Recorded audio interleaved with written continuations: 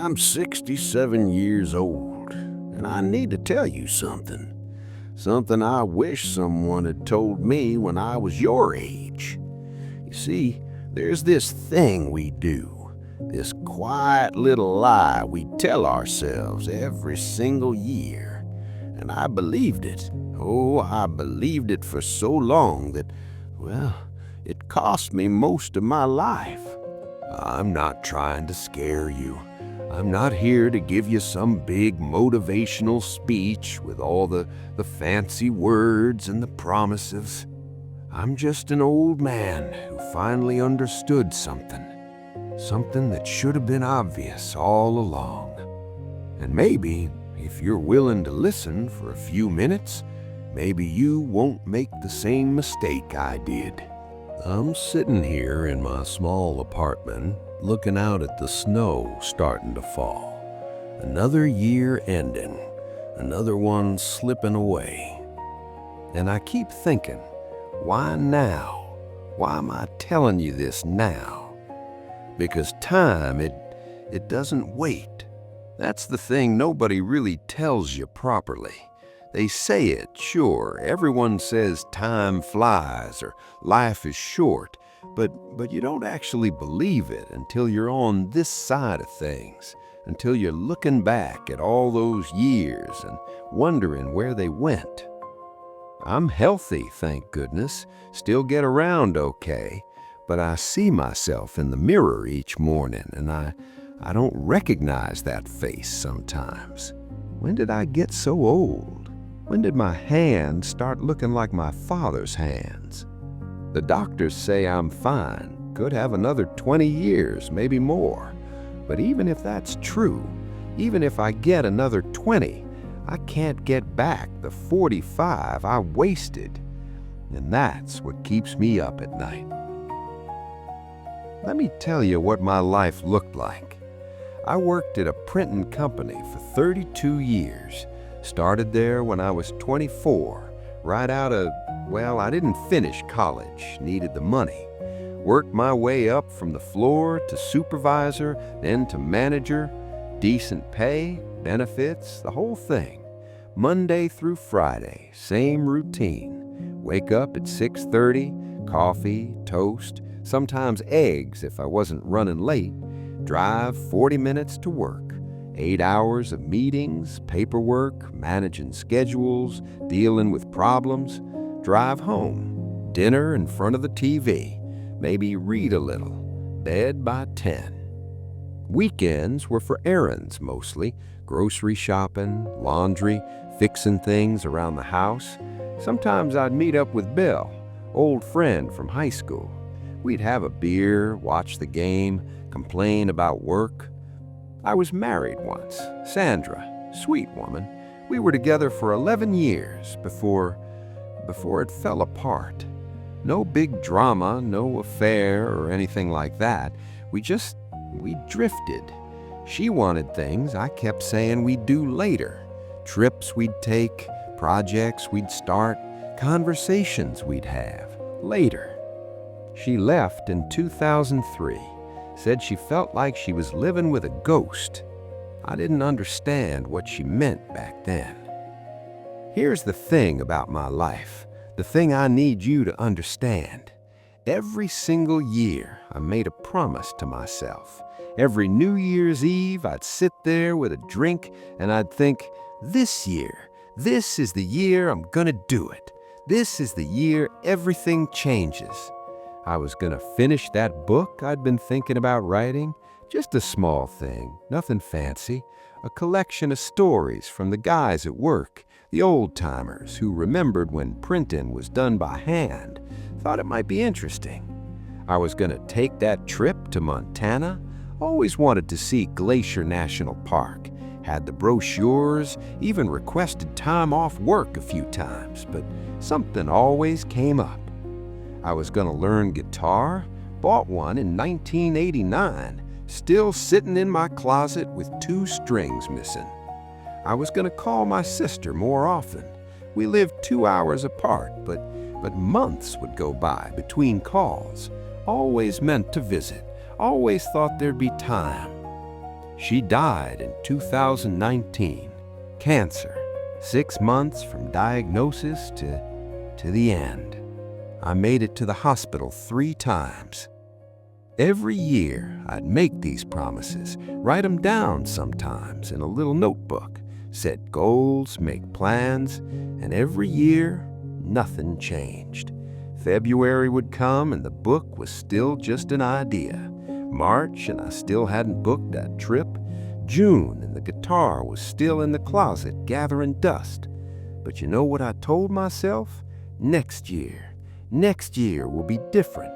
Next year I'll have more time, more money, more energy. Next year things at work will calm down. Next year I'll be ready. 45 years. 45 years of next year, from age 22 to 67, just waiting for the right moment. I retired 3 years ago. Thought that would be it, you know? Thought retirement was what I'd been waiting for all along. Finally, all the time in the world to do everything I'd put off. And you want to know what happened? Nothing. I still didn't write the book, the trip to Montana. I looked at the website once, but it felt too late somehow. Too sad to go alone.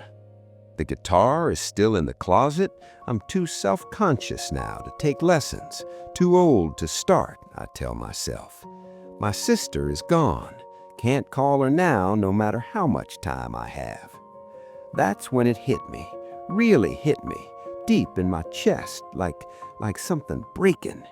I hadn't been waiting for time. I'd been waiting for permission, waiting for the right moment, waiting for some magical day when everything would align perfectly and I'd suddenly feel ready. But that day never comes. It never, ever comes. You know what the really cruel part is? I had the time all along.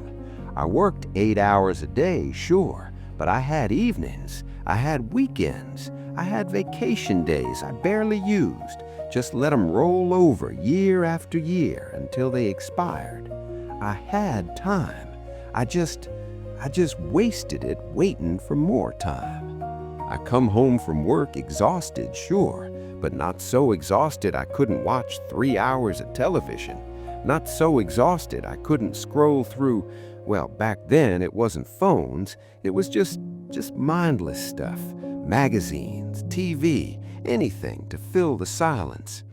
I could have written 30 minutes a day, could have learned 1 chord a week on that guitar, could have picked up the phone and called my sister just to say hi.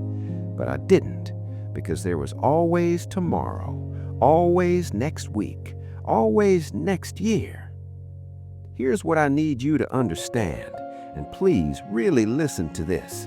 That new year you're about to celebrate, it's not magic. It's just another day. January 1st isn't going to give you motivation you don't have on December 31st. It's not going to make you a different person. It's not going to suddenly give you courage or energy or whatever you think you're lacking. I know you want to believe it will. I know that feeling, that spark of hope when the calendar resets. This year will be different. This year I'll finally do it. But unless you change something, really change something, it won't be different. It'll be the same as last year, and the year before, and the year before that. And before you know it, 45 years will pass. I'm not trying to be harsh. I'm really not.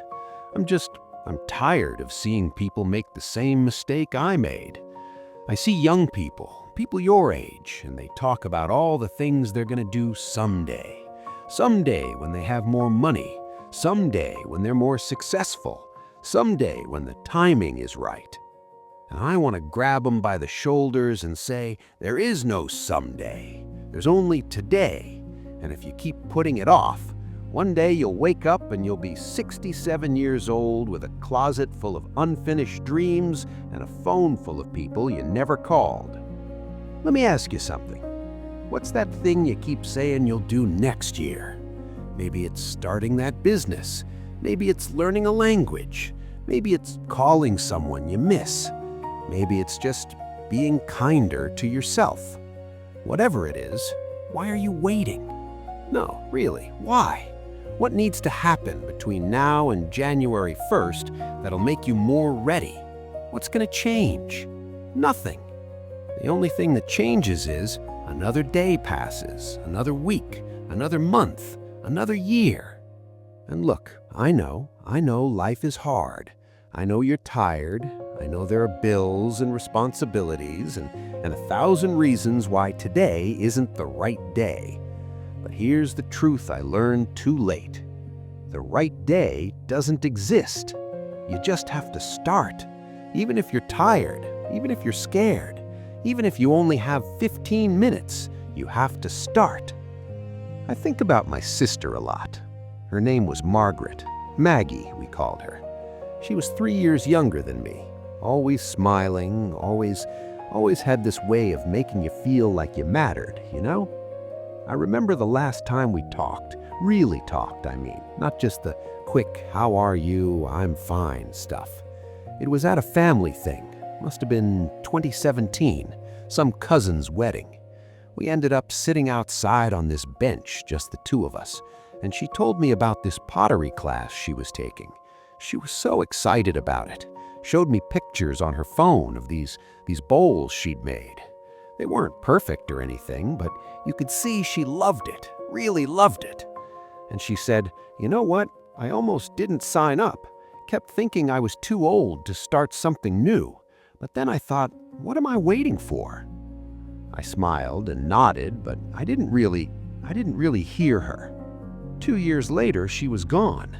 And I think about that conversation all the time now, because she was right. What was she waiting for? What was I waiting for? I finally started writing last month.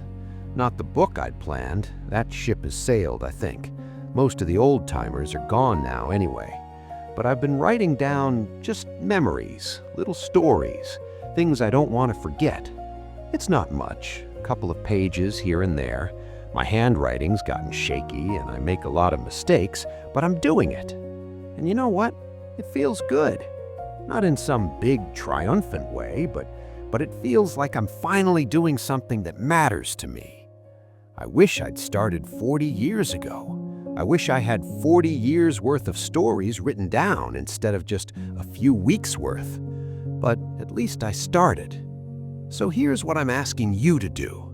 Before this new year starts, before you make another list of resolutions you might not keep, I want you to pick one thing, just one thing you've been putting off, one thing that matters to you, not something you think you should do, but something you actually want to do. And I want you to do it, not in January, not next week, now, today, as soon as you finish watching this, even if it's tiny, even if it's just making a phone call or writing one paragraph or playing one chord on a guitar you haven't touched in years. Do something. Because I promise you, the right time you're waiting for isn't coming. This is the right time. Right now, with all your imperfections and doubts and tiredness, this is it. I'm 67 years old, and if I could go back, if I could talk to my 22-year-old self, I'd tell him something simple. Stop waiting. Stop putting off the things that matter. Stop believing you have unlimited time. Stop thinking next year will be easier or better or more convenient. Start now. Start messy. Start scared. Just start. Because one day you'll be sitting where I am, looking back at all those years, and you'll wish so badly that you just started when you had the chance.